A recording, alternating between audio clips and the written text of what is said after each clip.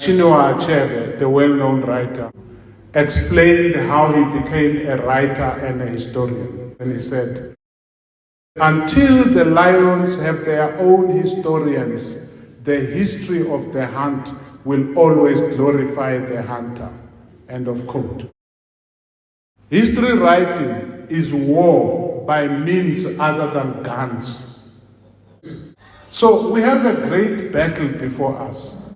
In the case of the history of the EPCSA, we can't begin with a sentence like, in the beginning, Paul Bertu and Ernest Crowe created the EPCSA. But I'm afraid we are stuck there in more ways than one. We are stuck at the level of regurgitating the official history of Mission Suisse dans l'Afrique du Sud. Things did not stop happening when they left. In fact, they started happening in spite of them when they were still here. Do you think Reverend Tinyiko, the first president of Madodan, knew anything about Madodan? He could not even keep the rhythm. It was on 5. On 5 may have been called his deputy or Mukondleteri, but actually he is the founder and the inspiration behind Madoda. Now, the song Maunglamane is a very important piece of reinterpretation of our history as a church. And it is one of many that Marivate has written. He starts by bowing before Crowe and Bertu, but as the song continues, he makes several subversive moves in that song. He subtly debunks the notion that mission is a one-way traffic from Switzerland to Africa. When he says, Yanan Mashwin Mingakarali, Vate Shonli, Shitakonda. In other words, he is saying sooner rather than later, we will not be mere recipients, but please expect us to give something back. And then at the pinnacle of his song, he unearths Calvin Mapope, Jonas Mapope, and Samuel Malale, as if to say, you may have brought us Ernest Crowe and Bertu, but now, look what we have. We have Malala, we have Mapope times 2. We are on our way. You can't stop us now. And then at the end of the song, he defers to God. He no longer praises Crowe and Bertu. So this song is slightly more subversive than it looks. Remember the work of Francois Bill, former moderator of ours. He wrote a wonderful master's thesis at Chicago on the selfhood of the church. In fact, if you read that thesis, you'll understand why and how we became the evangelical Presbyterian church instead of what we used to be called the Zonga Presbyterian Church.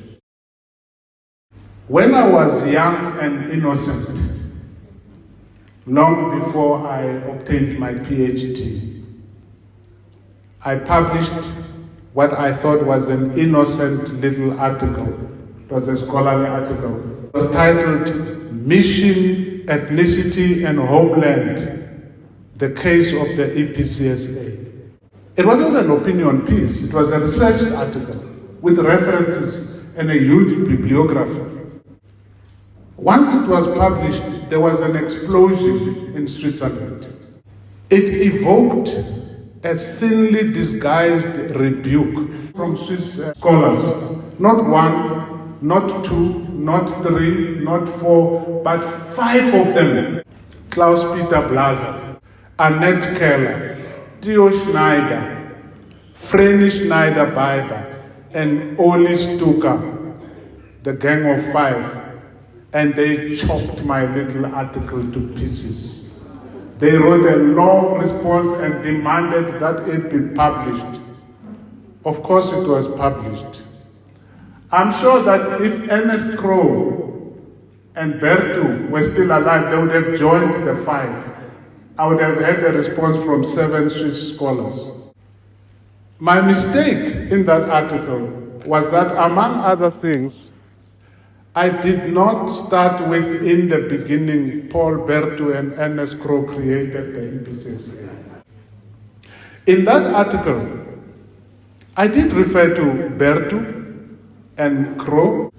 I even quoted their letter, which they wrote to their church, the Free Church of Canton Vaud, in 1869, to the Synod, where they said, Messieurs, les champs et le monde. Our mission field is the world. They wrote, these 2 youngsters. Nous sommes prêts à courir dans le lieu. We are ready to run to the place, quel qu'il soit, any place, que vous désignerez notre activité, the one that you want us to go and be active. Sur les tropiques comme sur les glaces du Nord, whether in the tropics or in the icy, cold North. Nous voici prêts à nous mettre en marche. We are ready to go. Non pas sans lutte intérieure, not because we are not conflicted inside, mais au moins, but nevertheless, par la grâce de Dieu, sans aucune hésitation, nevertheless, by the grace of God without hesitation. Parlez, ordonnez, envoyez-nous, speak, order us, send us. Nous sommes convaincus, monsieur, que c'est là le mandat nouveau que notre Église doit remplir. We are convinced that that is the new mandate which our church must accomplish. I quoted them, but I still said they did not start the church. The 2 of them were first deployed in Lesotho in 1872. Look at the distance between 1872 and 1875. So in 1872, they are in Lesotho, being provided with crucial probationary training. For a whole year, they were doing internship in Lesotho. So they are no longer coming from Switzerland, really. Atunduka kambe majama mbiri wahuma Lesotho, where they have been given excellent internship in context, interacting with Africans for the first time. And then, in 1873, in August, they, together with Adolphe Mabille, get on their wagon to come to the Northern Transvaal. Again, look at the distance between 1873 August and July 1875. Now, who were the people in that expedition? Mr. and Mrs. Adolphe Mabille, and they also brought their 2 children. Mr. and Mrs. Paul Bertu, Mr. and Mrs. Ernest Crowe, Eliakim Matanya, Asser Sikhakhaba, Betuel Raditau, and Josiah Molepo. In total, it was a team of 12, if we include the 2 children. Maybe we must revise that song again.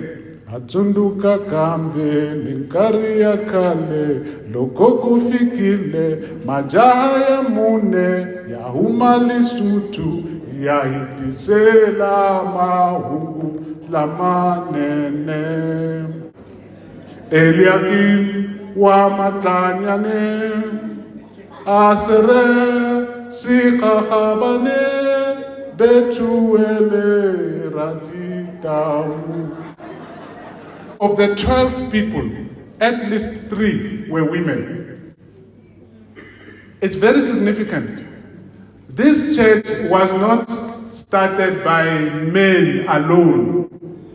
The patriarchy that has taken hold in the church is not part of what should be in the DNA.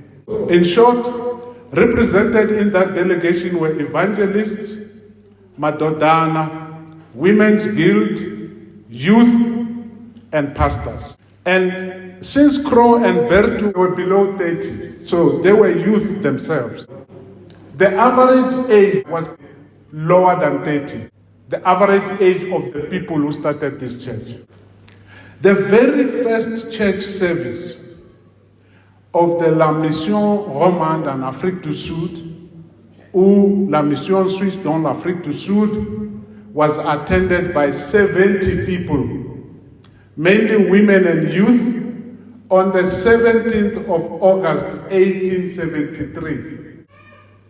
Effectively, therefore, in August 2025, this church will be 152 years old.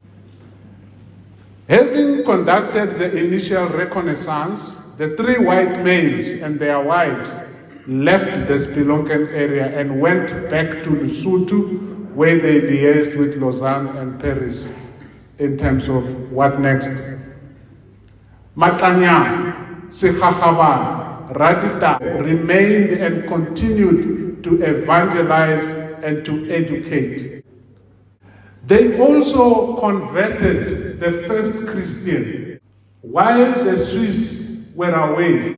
And the person that they converted was Lydia, the first local baptized member of the EPCSA in good standing was a woman called Lydia Shihlomul. She is the spiritual ancestor of not just the women in this church, but all members of this church. In Mozambique, her counterpart is Louise Shintoma, the sister of Josefa Malamala and wife of Eliakim Mandlakusasa, who worked closely with him in the establishment of the Misao Suisa in that country. The question is, who founded the EPCSA? Crow and Bertu, or Matanyane, Sekhachaban, Raditao, and Molepo?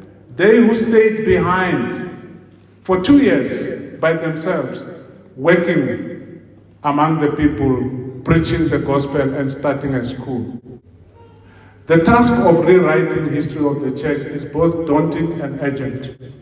My brief look at the story of the beginnings was intended to try and illustrate some of the ways in which we can do this.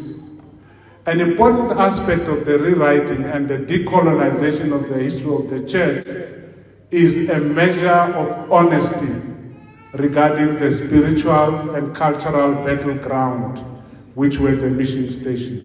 For example, that whole area between Rivudze and the Taba River, between Pisangskop Mountain, Rionde, and the Soul-Pansberg Mountains to the north, was a cultural battleground for the longest time. It is not an accident that after Sasabona was beaten up by her son in the novel of Disi Maribad, loko Sasabona abiwile hi n'wana wa yena xigono, hi loko a balekela eka Bungeni. The reason she went to Bungeni is because Bungeni was a hotbed of culture. There was fight back there. They were not letting missionaries in easily. They were saying, we have our own traditions. We know how to educate our children. We know how to give birth to children. We have midwives here. We have been surviving before you were here. It is not an accident that that Bungeni area is also the area where Samson Tobeni comes from, when Obed Mungobeni, Kutlumukileka Z comes from, and where Shihumbiyan and others come from. So while the Majakan and Valdesia were singing, Jifanana Shoshigungu Animonu Wachumu, Leka Bunge, they were singing, Hips one of us, Hiyo, Jaivani na ngwebati mtente. Aisiyangi munu. Jaivani nonke. Le wotavana misiboni. Hinda iboyela tigejo. Kuza kungena na mlungu. Ataba inhloko akomba kwahala. Hina ibana wankolo kumita maja komandela. Hina ibana wankolo kumita maja komandela. Of all the sins that the missionaries hated, sins in inverted commas, they hated traditional music. Not like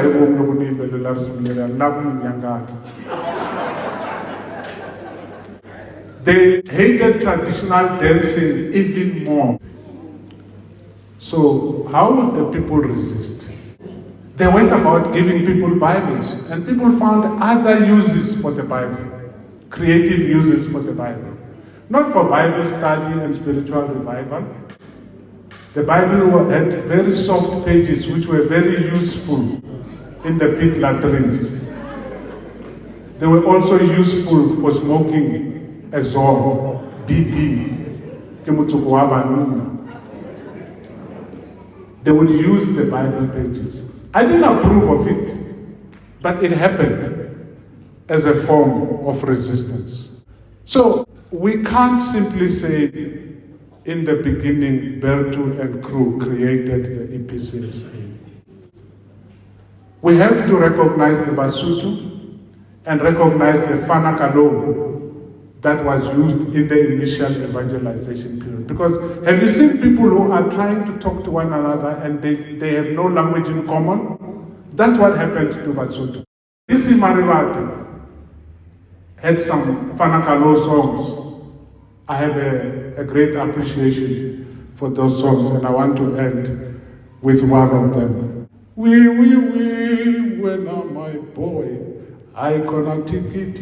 Ngaphansi kulomgodi, machanga naphelile, ngaphansi kulomgodi. Yini ndaba, ngaphansi kulomgodi, mazulu phelile, ngaphansi kulomgodi. Yini ndaba, when I'm my boy, when I'm my boy, I gonna take it, ngaphansi kulomgodi. Inkomo.